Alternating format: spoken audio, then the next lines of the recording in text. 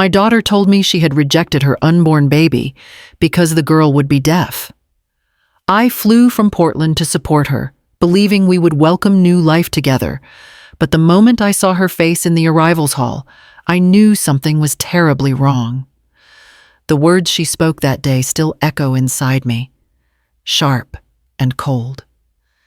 My name is Nadine Hollinger. I am 63 years old. Celia had asked me to come if I had time, the kind of distant, careful phrasing she had learned in adulthood. I pretended not to notice the way mothers often pretend.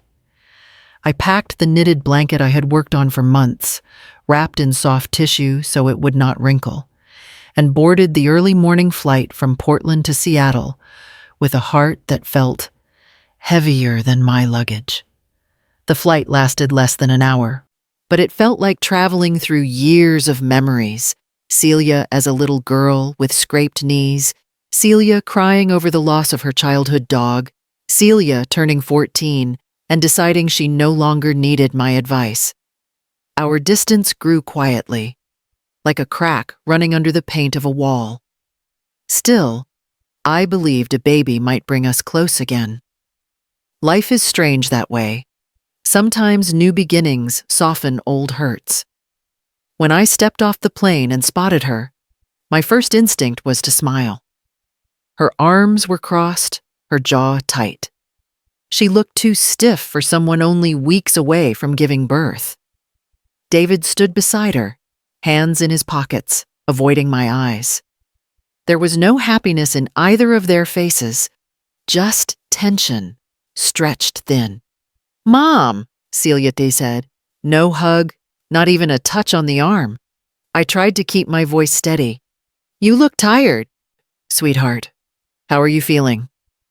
She didn't answer. She only exchanged a glance with David, one of those silent, private glances that told me they had rehearsed something. My stomach tightened. On the drive to their apartment, she kept her gaze fixed ahead, fingers tapping against her thigh. It was a restless rhythm, the same one she had used as a child when she knew she was about to confess something. I did not know it yet, but the truth she was preparing to tell me would break the fragile hope I had carried across that short stretch of sky and pull us into a silence neither of us was ready for. When we reached the apartment, she finally turned toward me, her voice thin and controlled. "Mom, there is something you need to hear." Celia closed the apartment door behind us like she was sealing off any chance of escape. David stood near the kitchen counter, one hand rubbing the back of his neck. He didn't look at me. He didn't look at her either. He looked at the floor, as if the truth sat there waiting for him to trip over it. "Sit down, Mom," Celia said. Her voice was too steady, too rehearsed. I stayed standing. "Tell me what's happening." She inhaled sharply, the air trembling between us. "The baby. She's going to be deaf." For a moment, the words didn't register. Deaf. That was all? Not a fatal illness. Not a condition that would take her life. Deafness was a world with its own language, its own culture. But Celia's eyes were hollow, like she was announcing a death sentence. "Sweetheart," I said softly, "that doesn't mean—" "It means everything," she snapped. "David and I don't want that life, eh? We want a family that fits the future we planned." David flinched at her words, but still said nothing. "A future?" My voice cracked. "You're talking about a child, Celia. Your child." She pressed her lips together. "We don't have the skills for this. We don't have the time, the resources, the emotional capacity. And we don't want to be trapped in hospitals and therapy centers for years." Her breath quickened. "I can't live like that. I won't." I stepped toward her. "Then let me take her. Let me raise her. I'll move. I'll help. I'll do whatever it takes. She'll never be a burden to you." Celia shook her head before I even finished. "It's already arranged." The room tilted. "What do you mean arranged?" "We signed the papers," she whispered. "A private agency is handling everything. When she's born, she'll go straight into placement." "Placement?" The word scraped my throat. "You gave her away before she even saw daylight?" Celia's chin quivered, but she lifted it again with that same brittle pride she'd carried since she was a teenager. "This is the best thing for us. For our lives." David finally spoke, voice low. "We thought it was the responsible choice." Responsible. As if love were a liability. I reached for Celia's hand, but she pulled back like my touch burned. "She deserves a chance at a normal life," Celia said, "and we can't give her that." Those were the words that broke something inside me. Not because she feared deafness, but because she feared imperfection more than she wanted her own child. I stood there in their quiet apartment, the truth settling like ash around us, knowing nothing I said would change what they'd already done. I left Seattle before sunrise, carrying nothing but the knitted blanket meant for a baby I'd never meet. The drive to the airport felt longer than the flight itself. I kept hearing Celia's voice repeating the same cold sentence. "It's already arranged." Every part of me wanted to turn back, but I knew the door had closed the moment she pulled her hand away from mine. When I landed in Portland, my phone buzzed. One message from Celia. "Please don't contact us for a while. We need space." Before I could respond, she blocked my number. The thread between us snapped so cleanly it felt practiced. I sat on my couch with the blanket in my lap, tracing each stitch with trembling fingers. I'd made it for a child who would never know my name. The apartment felt too quiet, the kind of quiet that presses against your ribs and makes it hard to breathe. By evening, David left a voicemail, short, formal, almost apologetic. "This is best for everyone, Nadine. Please respect our decision." His voice sounded like he'd borrowed it from someone else. I curled into the corner of the couch and held the blanket to my chest, wishing I had fought harder, sooner. The guilt stayed with me through the night, heavy and unmovable. 2 weeks passed before I could step outside without feeling like my bones might crack from the weight of what Celia had done. I walked through the Saturday market near my apartment, drifting from booth to booth with no real intention, just trying to breathe like a normal person again. That's when I noticed a couple signing to each other, quick, fluid movements, their hands speaking with a warmth I hadn't felt in weeks. I must have stared too long, because the woman smiled at me. She tapped her chest, then signed her name, Lena. Her partner signed his, Marco. I lifted my hand awkwardly and said hello out loud. Lena didn't hear me, but she saw the grief on my face the way some people see shadows before sunrise. She touched my arm gently, a gesture so simple it nearly broke me open.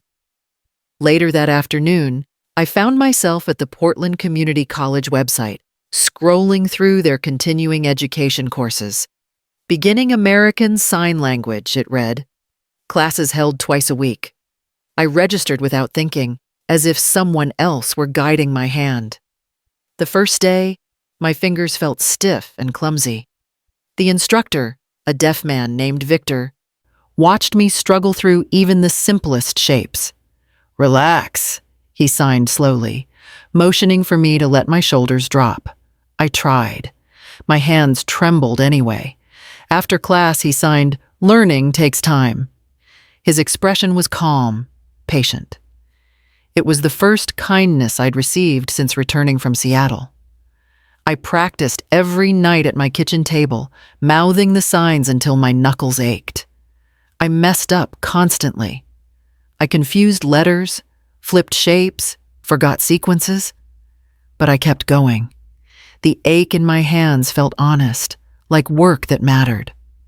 One evening, after a long session, I placed my hands flat on the table and whispered to the empty room, "If she ever finds me, I'll be ready." Saying it out loud made the promise feel stitched into my skin.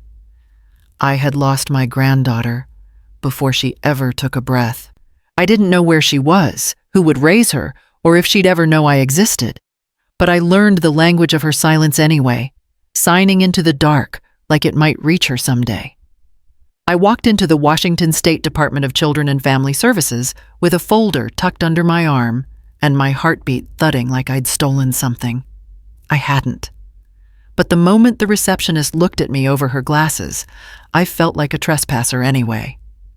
"I'm looking for information about an infant placed earlier this year," I said. "My granddaughter." She gave the polite, distant smile people use when they're about to tell you no. "Washington's adoption records are semi-closed. If you're not a legal guardian, there's very little we can release. I just want to know she's safe. I'm sorry." I stood there until the silence turned heavy. Then a woman in a gray cardigan approached from a side office. "Ma'am, I can take a moment if you'd like." Her badge read Laura Hendricks, Intake Specialist. Inside her tiny office, she offered a chair. "Tell me what you're hoping to find." "My daughter arranged a private adoption," I said. "But something doesn't feel right. I can't explain it." Laura typed something into her computer, her brow tightening. "The file, it's limited, bare bones. That sometimes happens when parents request confidentiality." She hesitated, choosing her words carefully. "But this one looks incomplete." "Incomplete how?" "Medical reports," she said quietly. "They're usually attached. But here, only a single page. And the notation says, multiple significant impairments." She tapped the file. "That would normally trigger specialized placement protocols, but there's no follow-up record, no evaluation, no transfer notes. It's like someone stopped the process halfway." My stomach dropped. Celia told me she only had one condition: deafness. Laura exhaled slowly. "I can't say more without breaking policy, but something was added to this file that doesn't match standard procedure." I gripped the arm of the chair, my nails biting into the fabric. "Someone lied." Laura didn't confirm it, but she didn't soften her gaze either. "If I were you," she said gently, "I'd keep looking." 2 weeks after meeting Laura, I walked into the Portland Deaf Community Resource Center with a knot in my throat. I'd signed up for a volunteer orientation, hoping to distract myself, but I carried Aria's missing files in my purse like a heartbeat I couldn't calm. During the break, a staff member named Elise, a hearing coordinator fluent in ASL, asked gently, "You look like you're searching for something, or someone." I don't know why I told her everything, but once I started, the words spilled out. Celia's decision, the incomplete file, the falsified medical note. Elise listened without interrupting, her expression tightening only when I mentioned multiple impairments. "That phrase has a specific meaning in placement systems," she said quietly. "It can change how a child is classified." "How?" "It bumps them into a category that's harder to place. Agencies assume high medical needs, ongoing care, limited communication. They push for specialized homes." Elise hesitated. "But if a child is only deaf, that's completely different." Her certainty twisted my stomach. "Could you help me check if any deaf infants were registered recently, even anonymously?" "I can't access confidential files," she said, "but I can tell you what our outreach logs show." She pulled up a digital record, scrolling slowly. "We helped train a foster home in Vancouver a few months ago. They had a deaf infant, girl under 1 year. Name given at intake, Aria." My breath caught. "Aria?" Elise nodded. "She wasn't adopted. It says delayed placement due to communication mismatch, meaning no one in the home signed, and the agency couldn't find a long-term match." I gripped the table to steady myself. "She's still in the system?" "Most likely." Elise lowered her voice. "Nadine, Deaf infants aren't considered unadoptable. Not at all. But if someone marked multiple disabilities on her file, that would explain everything. She'd get bounced around because foster parents would think they weren't equipped. They'd panic. The room blurred. My daughter wrote that. She had to. Elise's silence was the only confirmation I needed. A child who should have been welcomed, held, understood, reduced to a line of text that condemned her to confusion and strangers' arms. I pressed my hands against my face, feeling the years I'd already lost with her. Elise placed a steady hand on my shoulder. "Now that you know where she is," she said softly, "you can decide what comes next." The visitation room was smaller than I expected, just a round table, 2 chairs, and a box of plastic toys pushed into the corner. A caseworker named Miriam stood beside me, clipboard in hand, her voice low. "She's 3 years old. She doesn't warm up fast. Just give her time." "I'm not here to rush her," I whispered. The door opened, and a foster aide led a small girl inside. Aria. Her dark hair was tied in a loose ponytail, and her eyes searched the room without settling on anything. She held her shoulders tight, like she expected someone to scold her for breathing too loudly. Miriam knelt to her level. "Aria, this is Nadine." She pointed to me slowly, letting Aria follow the motion. Aria didn't move closer, her hands curled into small fists at her sides. I lifted my own hands, palms trembling. I shaped my name in signs, Nadine, each letter shakier than the last. I hadn't been this nervous since my first day of class. Aria blinked, her stare sharpened, as if she recognized the movement but didn't trust her own memory. I repeated the signs, slower this time. Miriam glanced between us. "She understands more than she uses," she murmured. Aria lifted her chin slightly, curiosity slipping past her guard. Then, with hesitant fingers, she signed something back. It was clumsy, incomplete, but unmistakable. "Nana?" The breath left my chest all at once. I nodded so quickly I almost lost my balance. "Yes," I said aloud, even though she heard nothing. I signed it too, my hands steadier now. "Yes, Nana." Aria took one uncertain step toward me, then another. The third step she took at a run, colliding with my legs and clinging to me like she'd been waiting for someone who finally arrived. Miriam exhaled sharply behind us. "I've never seen her do that." I held Aria close, feeling the small hitch of her breath against my shoulder. Her fingers tapped my arm, repeating the sign she'd used before. "Nana." I signed her name against her back, slow and certain. Aria. For the first time in months, something inside me felt whole again. Celia called me the morning after my second supervised visit with Aria. I hadn't heard her voice in months. She didn't bother with greetings. "I know what you're doing," she snapped. "A caseworker contacted us. You're trying to get placement. Are you out of your mind?" I stepped onto my balcony, gripping the railing. "I'm trying to give her a home. She needs stability, Celia. She needs a real family," she shot back, her voice shaking. "Not a 63-year-old woman in a rented duplex." I swallowed, anger and pity colliding. "You had a family. You chose to walk away. That's not fair," she said quickly. "You don't understand the pressure I was under." She lowered her voice. "People talk, Mom. David's coworkers and his parents, everyone would have judged us. A deaf child? They'd think we weren't careful. They'd think something was wrong with us." "So you lied," I said. "You marked her as having multiple disabilities so no one could find her easily." The silence on the line cracked like a bone bending too far. "I did what I had to do," she whispered. "I didn't want her coming back into our lives. I couldn't handle the shame of it." "Shame?" My voice broke. She's a little girl, Celia. She's not a stain on your reputation. You don't understand, she repeated, breath unsteady. My whole life I've worked to be perfect, to be enough. One mistake and people will never let you forget it. This wasn't a mistake, I said. It was your daughter. I heard her sob, but it was strangled, as if she didn't want to let the sound escape.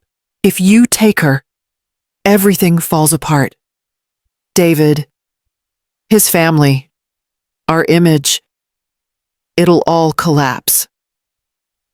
You're worried about collapse, I said softly, and I'm worried about a child who's been shuffled from home to home because you couldn't face imperfection.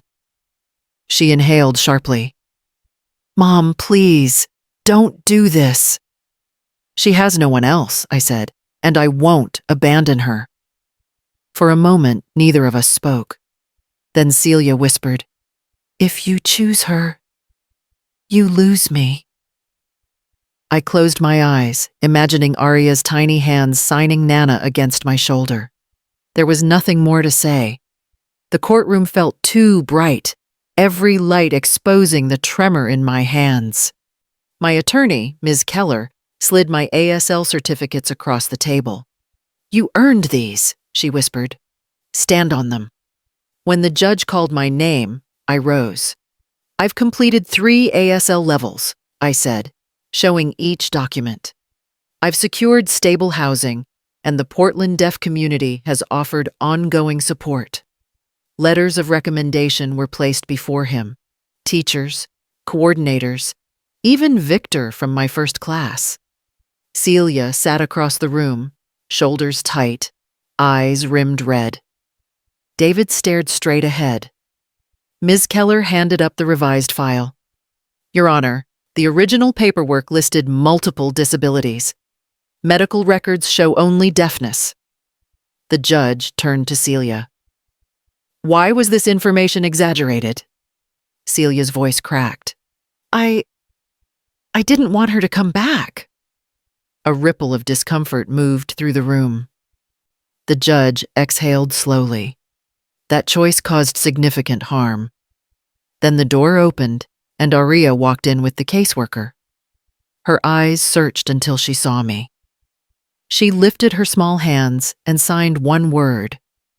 Home? My breath trembled as I signed back.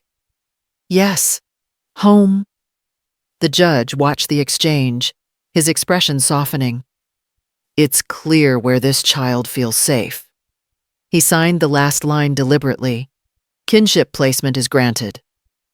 Arya reached for me, and when I lifted her into my arms, her head rested against my shoulder as if she'd always belonged there. Our new duplex wasn't large, but Arya ran through it like the rooms belonged to her heartbeat. Every morning, she signed good morning with quicker hands, her confidence growing as her early intervention teacher introduced new shapes, new ways to express the world she'd never been given words for. One afternoon, after her session, she tugged my sleeve and signed, Nana, look. She shaped her name with careful precision, Aria, then beamed when I repeated it back. Her pride felt like sunlight. At dinner, she tapped her fork twice, our little signal for tell me a story. I told her about the first ASL class I ever took, how my hands ached and my heart felt too heavy to lift. She laughed silently, shoulders shaking, then pressed her forehead to mine. Celia called once the following month. I'm in therapy, she said quietly. I'm trying. I hope it helps, I told her. She didn't ask to visit, and I didn't push. Some distances need time before they can be crossed. That night, Arya climbed into my lap with her favorite book and signed Nana home against my arm. I held her close, feeling the truth of it settle in my chest. If this story reached you, like and share your thoughts below. Your voice helps others find ours. And tell me, if love had a voice, would you hear it or learn to speak it with your hands?